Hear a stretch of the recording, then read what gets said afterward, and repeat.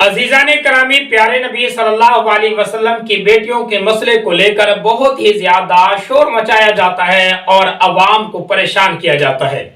حالانکہ ہونا تو یوں چاہیے تھا کہ آپ صلی اللہ علیہ وسلم کی بیٹیوں کے متعلق یہ جو فرضی مسئلہ اٹھایا ہوا ہے کہ آپ صلی اللہ علیہ وسلم کی بیٹیاں 4 ہیں یا 1 ہے، اس مسئلے کو بیٹھ کر قرآن و سنت کے ذریعے، دلائل کتب کے ذریعے حل کیا جاتا، لیکن ایسا نہیں ہوتا، بلکہ طرح طرح کے وہمی اعتراضات اور وہمی خیالی اعتراضات سے عوام کو پریشان کیا جاتا ہے اور لوگوں کے ذہنوں کو منتشر کیا جاتا ہے۔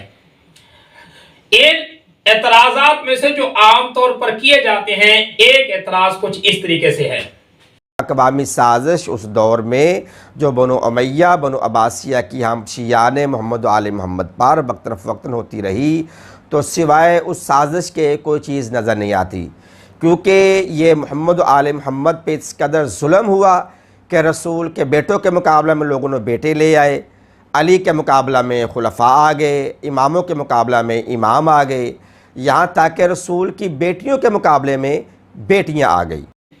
دیکھیں جی، اگر یہی بات ہم آپ کی تسلیم کر لیں کہ حضور صلی اللہ علیہ وسلم کی طرف بیٹیوں کی نسبت جھوٹی صرف سیاست کے ذریعے اور بنو امیہ کی سازش کے ذریعے ہوئی ہے، تو ہمارا پہلا سوال یہ ہے، تو پھر آپ اس کی کوئی ایک دلیل لے کر آئیں، یعنی اس کے متعلق کہ بنو امیہ کی طرف سے یا کسی حکومت کی طرف سے یا کسی سازش کی طرف سے یا حضور صلی اللہ علیہ وسلم کی بیٹیوں کی نسبت آپ کی طرف کر دی گئی، حالانکہ حقیقی بیٹیاں نہیں تھی۔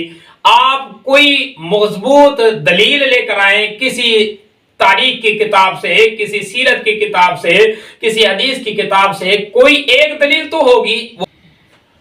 اور دوسری بات یہ کہ اگر بالفرض آپ کی یہ بات جو آپ کرتے ہیں اس پر غور و فکر بھی کیا جائے، تو یہی اعتراض آپ کا خلفاء پر بھی ہوتا ہے، یہی اعتراض آپ کا احادیث کی کتابوں پر بھی ہوتا ہے، اور یہی اعتراض آپ کا صحابہ پر بھی ہے، یہی اعتراض آپ کا آپ صلی اللہ علیہ وسلم کے ازواج کے متعلق بھی ہے، یہی اعتراض آپ کا خود قرآن مجید کے متعلق بھی ہے۔ تو یہ ساری کی ساری چیزیں جھوٹی ہو گئی۔ اگر ان سب کو نکال دیا جائے تو دین کیا ہے پھر؟ لکم علیہ اجرن الا المودۃ فی القربہ، کہ اے میرے پیارے حبیب محمد، ان سے کہہ دو کہ میں اپنے 23 سالہ امر رسالت، تبلیغ رسالت کا اجر کچھ بھی نہیں مانگتا۔ اگر میں کچھ مانگتا ہوں، ہاں وہ کیا ہے کہ میری قربا سے مودت اور محبت اختیار کرو۔ اب یہاں پر میں لغات العرب جاننے والے، عربی جاننے والے پورے عرب ممالک کے علماء کرام کو میں پورے چیلنج کے ساتھ کہہ رہا ہوں کہ لفظ قربا کیا ہے؟ یہ قربا ہے افعل و تفضیل مؤنث واحدہ کا صیغہ، جس سے مراد یہی ہے کہ سب سے قریبی ایک عورت۔ اب رسول یہاں پہ آیت میں کیا کہہ رہے ہیں؟ کل اسالکم میں کہ جو میری سب سے قریبی ایک عورت ہے، ایک مستور ہے، اس کے ساتھ محبت اور مودت اختیار کرو۔ اگر یہی بات آپ کی تسلیم کر لی جائے کہ کُلّ اسألکم علیہ اجرا الا المودۃ فی القربہ، اس قربہ سے یہ جو واحد مؤنث کا صیغہ ہے، صرف آپ صلی اللہ علیہ وسلم کی ایک بیٹی حضرت فاطمہ الزہرا مراد ہے، آپ کی بات ہم تسلیم بھی کر لیں، تو پہلا سوال یہ ہوتا ہے آپ اس بات کو مانیں اور تسلیم کریں کہ آپ صلی اللہ علیہ وسلم نے یہ جو مودت، الفت، محبت مانگی ہے اپنے اہل بیت کے لیے، یہ صرف اور صرف فاطمہ الزہرا کے لیے، باقی کسی کے لیے نہیں، کیونکہ صیغہ تو ایک ہے، واحدہ مؤنثہ کا صیغہ ہے، صرف اس سے مراد بھی حضرت بی بی فاطمہ آپ کے بقول ہیں۔ اگر یہی بات مانیں تو پھر حضرت حسن، حضرت حسین، حضرت علی رضی اللہ تعالی عنہم اور باقی دیگر جو اہل بیت ہیں، وہ سب اس مودت سے، الفت سے نکل جاتے ہیں، آپ کے بقول وہ سارے کے سارے اس آیت کے زمرے میں نہیں آتے۔ اب آپ اس کا جواب دیں۔ حالانکہ ایسا نہیں ہے، یہاں قربہ سے مراد آپ صلی اللہ علیہ وسلم کے قریبی رشتہ دار، یہ جنس قربہ مراد ہے، یعنی آپ صلی اللہ علیہ وسلم کے تمام قریبی ذاتیں مراد ہیں۔ اور اگر آپ صیغے کی طرف ہی بات کرتے ہیں کہ واحد کا صیغہ ہے تو ایک مراد ہوگی، تو ہم آپ کو ایک مثال ایسی قرآن مجید سے دکھاتے ہیں جس میں सराहतन आप सल्लल्लाहु अलैहि वसल्लम की बेटियों का जिक्र है और सीगा भी वाहिद का नहीं है, जमा का है। जैसे कि सूरतुल अहज़ाब में आता है, या अय्युहन नबिय्यु कुल लि अज़वाजिका व बनातिका व निसाइल मुमिनीन। यहाँ बनातिका अल्लाह पाक का हुक्म प्यारे नबी सल्लल्लाहु अलैहि वसल्लम को है, और यहाँ बंत मुराद नहीं बल्कि बनात मुराद है, जो कि 3 से ऊपर के अदद पर दलालत करता है। और अजीजा ने करामी, एक एतराज ये भी होता है कि आप सल्लल्लाहु अलैहि वसल्लम की ये जो बेटियां हैं, जब हम पूछते हैं ना कि हुजूर सल्लल्लाहु अलैहि वसल्लम की अगर ये बेटियां नहीं, ये हजरत ज़ैनब, हजरत उम्मे कुलसूम, हजरत रुक़ैया, तो ये बेटियां हैं किसकी थी?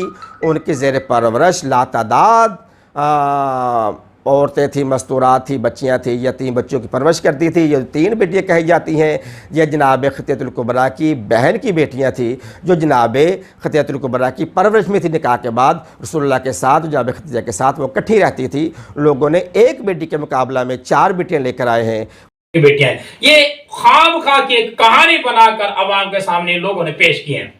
अगर यही बात है तो फिर हमारा एक सवाल है कि देखे जी, तारीख की किताबों में आता है हजरत अबुल आस जो हुजूर सल्लल्लाहु अलैहि वसल्लम की बेटी ज़ैनब के शौहर हैं, ये हाला बिन्त खुवैलिद के बेटे हैं, हजरत खदीजा के भांजे हैं।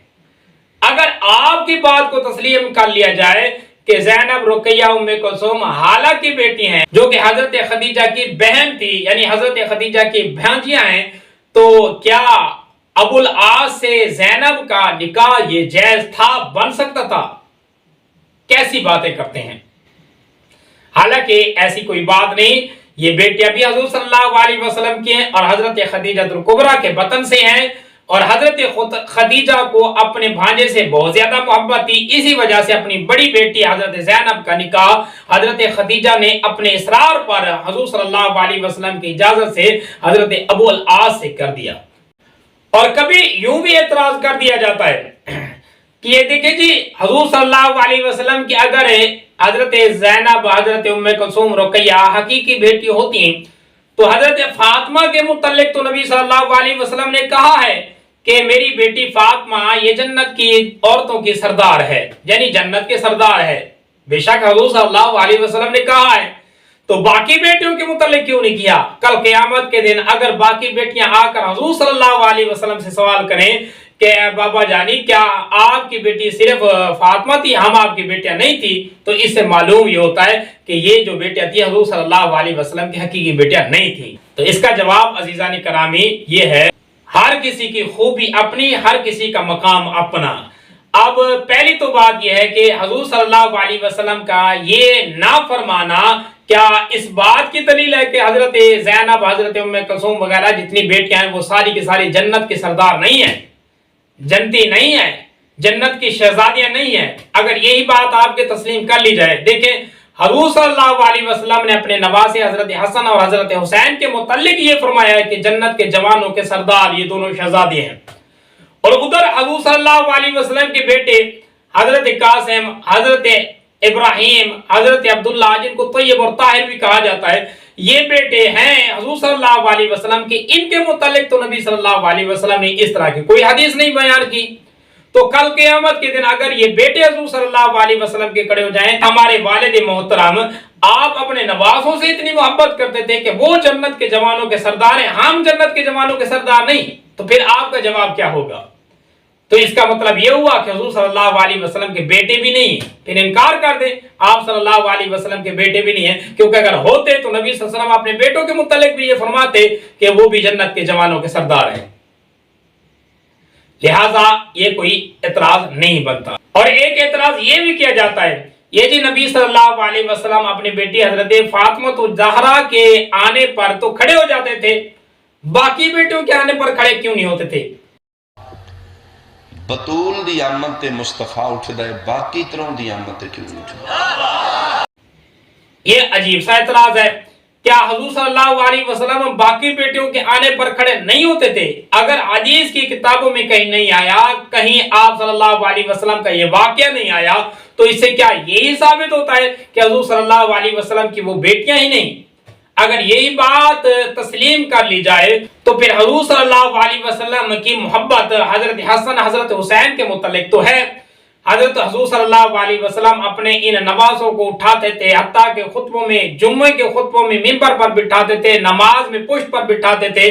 یہ ساری کی ساری جو حدیثیں ہیں یہ حضور صلی اللہ علیہ وسلم کے بیٹے جو ابراہیم ہیں 2 سال کے تھے، قاسم ہیں، اسی طرح حضرت صلی اللہ علیہ وسلم کے بیٹے ان کے متعلق بھی نہیں آئی۔ یعنی آپ صلی اللہ علیہ وسلم نے کبھی ان کو اٹھا کر منبر پر لے کر گئے ہوں، کبھی ان کو اٹھا کر آپ صلی اللہ علیہ وسلم نے اتنی محبت کی ہو جتنی حضرت امام حسن اور حسین سے کرتے تھے، اس طرح کی کوئی بات نہیں آتی۔ تو اس کا کیا مطلب ہے کہ حضور صلی اللہ علیہ وسلم کے بیٹے بھی نہیں تھے؟ اگر اس طرح کی بات ہے تو پھر آپ صلی اللہ علیہ وسلم کے بیٹوں کا بھی انکار کر دیں۔ اور اسی طرح ایک اعتراض یہ بھی ہوتا ہے کہ حضور صلی اللہ علیہ وسلم نے حضرت فاطمہ کو جہیز دیا ہے، باقیوں کو نہیں دیا۔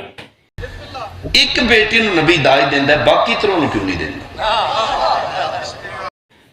عزیزان کرامی، یہ بات محض ایک بات ہی ہے۔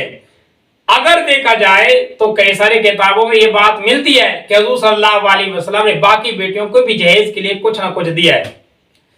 فروغ کافی اٹھا کر دیکھیں، اس کتاب کے اندر یہ بات تو ملتی ہے کہ حضور صلی اللہ علیہ وسلم کی ساری بیٹیوں کو جو جہیز تھا، مکمل بیٹیاں جو ہیں سب کا جہیز 12 اوقیہ چاندی کے برابر تھا، یا اس سے کم تھا، اس سے زیادہ نہیں تھا۔ تو اس سے اشارتاً یہ ثابت ہو رہی ہے بات کہ حضور صلی اللہ علیہ وسلم نے باقی بیٹیوں کو بھی جہیز دیا۔ باقی صراحتاً ایک ایک چیز کو بیان کیا جائے تب جا کر یہ بات ثابت ہوگی کہ حضور صلی اللہ علیہ وسلم نے اپنی بیٹیوں کو جہیز دیا ہے، باقی ورنہ نہیں دیا۔ یہ کس طرح کی باتیں کرتے ہیں؟ جس طرح حضرت فاطمہ الزہرا کے لیے آپ صلی اللہ علیہ وسلم کوشاں تھے، اسی طرح باقی بیٹیوں کے لیے بھی آپ صلی اللہ علیہ وسلم نے ساری چیزیں تیار کی ہیں۔ لیکن حدیث میں یا سیرت میں نہ آنا یہ دلیل نہیں ہوتی کہ حضور صلی اللہ علیہ وسلم کی بیٹیاں ہی نہیں۔ حدیث کے ساتھ یمنی چادر دے تھلے ہک بطول باندھی ہے، باقی طرح کیوں نہیں باندھی؟ ذرا غور کریں عزیزان کرامی، میرا سوال اس کے متعلق یہ ہوتا ہے کہ جب یہ آیت تطہیر نازل ہوئی تھی تو کس وقت کس ہجری سن میں نازل ہوئی ہے؟ سورۃ احزاب کی یہ آیت ہے، اور یہ سورت کب نازل ہوئی ہے اور یہ آیت کب نازل ہوئی ہے؟ تاریخ سے ثابت ہوگا کہ حضور صلی اللہ علیہ وسلم پر یہ جو آیت نازل ہوئی ہے یہ 9 ہجری کے آخر میں ہی آیت نازل ہو رہی ہے۔ تو پھر جب حضور صلی اللہ علیہ وسلم پر یہ آیت نازل ہو رہی ہے اس وقت آپ صلی اللہ علیہ وسلم کی باقی بیٹیاں کہاں تھیں؟ یہ محض ایک عوام کو پریشان کرنے کے لیے اور عوام کے ذہنوں کو تبدیل کرنے کے لیے حقیقت سے عوام کو دور رکھا جا رہا ہے۔ آپ صلی اللہ علیہ وسلم کی باقی بیٹیاں وفات پا چکی تھیں، صرف حضرت بی بی فاطمہ الزہرا تھی، اسی وجہ سے آپ صلی اللہ علیہ وسلم نے اسی کو اپنی چادر کے نیچے کیا ہے۔ میدان مبالہ توحید اور رسالت دی ساکھ بچان واسطے ہک بطول ٹردی میں بکھانا کروں دیا تو کسے حال نہ سکتا۔ صحیح دلیل سے آپ یہ بات بھی سمجھیں کہ جو مبالہ کی آیت ہے یہ بھی حضور صلی اللہ علیہ وسلم کی آخری ایام یعنی سن 9 ہجری کے آخر میں یا 10 ہجری میں یہ مبالہ کا واقعہ ہوا ہے۔ اس وقت بھی آپ صلی اللہ علیہ وسلم کی باقی بیٹیاں نہیں تھی، صرف فاطمہ تھی، اسی وجہ سے آپ صلی اللہ علیہ وسلم بی بی فاطمہ الزہرا رضی اللہ تعالی عنہا کو لے کر آئے۔ چلو باقی دور نزدیک وسدیاں نے جی نہیں پہنچ سکیاں جی، دیہاتی لوگ بیٹھے جتھے جائیداد دا مسئلہ پھر تے خاندان کٹھا ہوندا ہے۔ بکر بار والے صاحبان عقل و خرد بیٹھے ہو، کوئی سنی بھائی بیٹھا ہے، میرا سوال ہے تیری بارگاہ چ مؤدبانہ، جدن جائیداد دا مسئلہ پہ اکلی بطول خدق منگن جاندی ہے، باقی طرح کیوں نہیں جاندی ہیں خدق منگن؟ یہ بہت بڑی خیانت کی ہے اور بہت بڑے جھوٹ اور مکر کے ذریعے یہ بات عوام تک پہنچائی جا رہی ہے اور عوام کو حقیقت سے دور رکھا جا رہا ہے۔ کتنی بڑی خیانت ہے کہ یہ بات بیان کرتے ہوئے ذرا برابر نہیں ہچکچاتے۔ جب آپ صلی اللہ علیہ وسلم کی بیٹی حضرت بی بی فاطمہ الزہرا رضی اللہ تعالی عنہا یہ مسئلے کے لیے جاتی ہیں، اس وقت باقی بیٹیاں تھی کہاں؟ اور اگر ان کی اولاد کے متعلق کہا جائے تو باقی بیٹیوں کی اولاد کہاں تھی؟ ذرا یہ دیکھیں تو صحیح، تاریخ کی کتابوں کو تو اٹھا کر دیکھیں۔ عجیب عجیب باتیں کرتے ہیں اور حقیقت نہیں بیان کرتے. تو عزیزان کرامی حقیقت کچھ چیز وہ ہے کہ آپ صلی اللہ علیہ وسلم کی تمام بیٹیاں یعنی تینوں بیٹیاں حضرت فاطمہ زہرا کے علاوہ حضور صلی اللہ علیہ وسلم کی موجودگی میں ہی اللہ پاک کو پیاری ہو گئیں، وفات پا گئیں. اور ان کی اولاد، یہ جو اولادیں آتی ہیں حضرت امامہ کے علاوہ باقی جتنی بھی اولادیں تھیں وہ بھی آپ صلی اللہ علیہ وسلم کی موجودگی میں ہی فوت ہو گئیں. تو صرف حضرت بی بی فاطمہ زہرا تھی، اسی وجہ سے وہ حق لینے کے لیے گئی. اگر پھر یہ کہا جائے کہ یہ جی بی بی فاطمہ زہرا کے علاوہ حضرت زینب کی ایک بیٹی امامہ بھی تو تھی، وہ آتی، تو پھر حضرت حسن حسین بھی تو تھے، یہ بھی جاتے اپنا حق لینے کے لیے، یہ کیوں نہیں گئے؟ لہٰذا جو بڑے تھے وہی حق لینے کے لیے گئے، وہاں مسئلہ ثابت ہو گیا، دلائل آ گئے، تو اسی وجہ سے سارا کا سارا مسئلہ حل ہو گیا. وچ لکھے 3 بیٹیاں کدے گئیاں جنہاں دی شادیاں کر دتیاں، کنہاں نال؟ عتبہ و طیبہ کافرہ نال، نعوذ باللہ.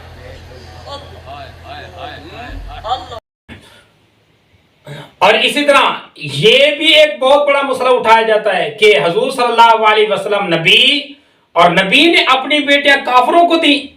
یعنی یہ حضرت زینب، حضرت ام کلثوم اور رقیہ کے متعلق یہ جو اعتراض کیا جاتا ہے کہ آپ صلی اللہ علیہ وسلم نے اعلان نبوت سے پہلے اپنی بیٹیوں کا نکاح یعنی رخصتی کے علاوہ جو نکاح کیا تھا ان کافروں سے کیا تھا. ابو جہل کے بیٹے تھے جیسے ابو العاص تھے، تو یہ اعتراض کیا جاتا ہے یہ کیسے ہو سکتا ہے؟ لہذا ثابت ہوتا ہے کہ حضور صلی اللہ علیہ وسلم کی یہ بیٹیاں نہیں. کمال کی بات ہے، یہ بیٹیاں نہیں، انکار کر دو.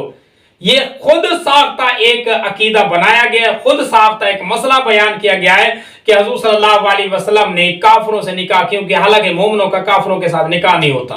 حالانکہ یہ بات سمجھیں کہ اسلام کے ابتدا میں بہت سارے احکامات تھے جو پہلے ہوتے تھے، پھر اسلام میں دین میں رفتہ رفتہ ایسا ایسا ہو کر یہ ختم ہوئے ہیں. جس طرح شراب کا مسئلہ پہلے جائز تھی، پھر بعد میں حرام ہوئی ہے، اور اسی طرح نکاح کے مسئلے بھی بعد میں آئے ہیں، اور اسی طرح آپ صلی اللہ علیہ وسلم کے اوپر بہت سارے مسائل جو ہے نا بعد میں نازل ہوئے ہیں. ان میں سے ایک یہ بھی مسئلہ تھا کہ پہلے کافروں کے ساتھ یہ نکاح مسلمانوں کا ہو جاتا تھا، پھر بعد میں جب آیتیں قرآن مجید کی نازل ہوئی تو اصول آئے نکاح کے، ان میں یہ حرمت آ گئی. اب مسلمان کا مسلمان کے ساتھ نکاح ہوگا، کافر کے ساتھ نہیں ہو سکتا.